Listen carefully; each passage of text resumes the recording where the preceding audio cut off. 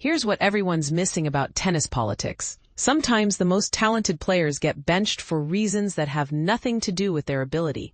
Joao Fonseca just dropped some eye-opening insights about why he was sidelined during one of tennis's most prestigious events, and his response might surprise you. The 19-year-old Brazilian sensation made waves with his stellar Laver Cup performance, yet found himself watching from the sidelines when fans were screaming for the blockbuster showdown everyone wanted to see. But here's where it gets controversial. Was Andre Agassi's decision to bench Fonseca actually the right call, or did tennis politics rob us of an epic generational clash? Fonseca delivered a masterclass performance during his Laver Cup debut, dismantling Italy's Flavio Cobolli with a commanding 6-4, 6-3 victory that served as Team World's lone bright spot on an otherwise disappointing opening day.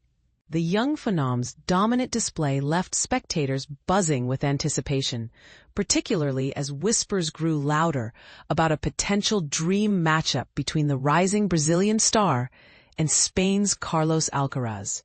However, what happened next has sparked heated debate among tennis circles. Despite overwhelming fan excitement and Fonseca's proven capability, team captain Andre Agassi made the calculated decision to bypass the teenager for the Alcaraz encounter, instead selecting Argentina's Francisco Cerundolo for the high-stakes battle. This choice effectively limited Fonseca to just a single appearance throughout the entire tournament, despite being part of the championship winning squad. And this is the part most people miss. Fonseca's reaction reveals the mature mindset that separates future champions from talented also-rans. When pressed by ESPN about his limited playing time, the Brazilian demonstrated remarkable composure and team-first mentality. I understood completely that after my Friday performance, if anyone struggled, I would step in as the backup option, Fonseca explained with refreshing honesty. But when Saturday arrived, every single teammate delivered incredible tennis. There was absolutely no reason for me to feel disappointed or overlooked regarding Sunday's lineup decisions. The young star went on to reveal additional behind-the-scenes details that showcase the collaborative nature of professional tennis team dynamics. The coaching staff even approached me about playing doubles, but I had to be honest about my limitations in that format, he admitted, displaying the kind of self-awareness that veteran players often lack. Fonseca elaborated on the team's decision-making process, emphasizing the collective approach that led to his reduced role. We held comprehensive team meetings where we analyzed every possible matchup scenario, and the consensus was clear. Cerundolo represented our strongest option for that particular battle, he stated matter-of-factly.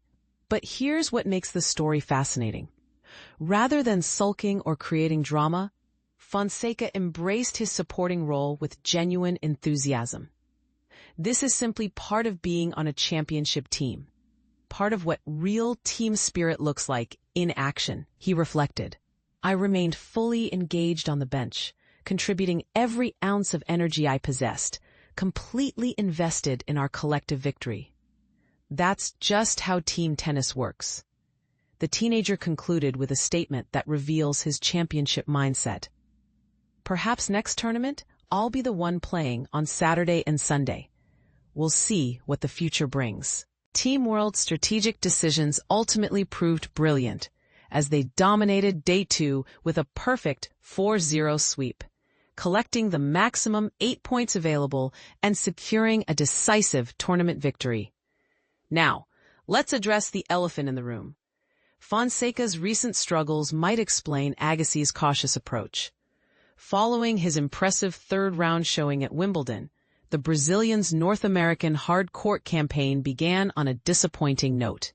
He suffered an early exit at the Canadian Open, falling to Australia's Tristan Schoolkate in straight sets during the opening round, raising questions about his readiness for elite-level competition on hard courts. However, Fonseca showed resilience at the Cincinnati Open, advancing 2 rounds deeper than his Montreal performance.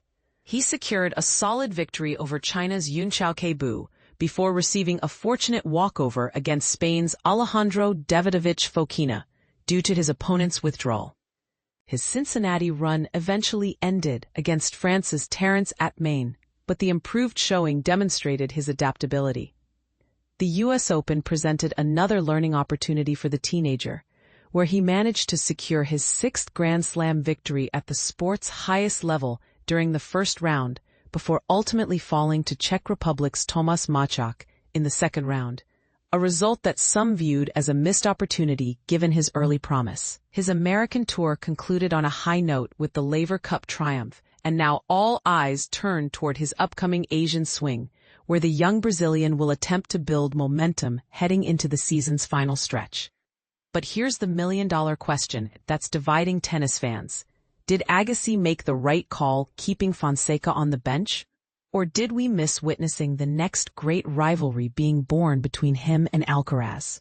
Some argue that protecting a young player from potentially damaging defeats shows wise leadership, while others believe that great champions are forged in the fire of high-pressure moments against elite opposition. What's your take? Should rising stars be sheltered until they're ready, or thrown into the deep end to sink or swim? Drop your thoughts below, and let's settle this debate once and for all.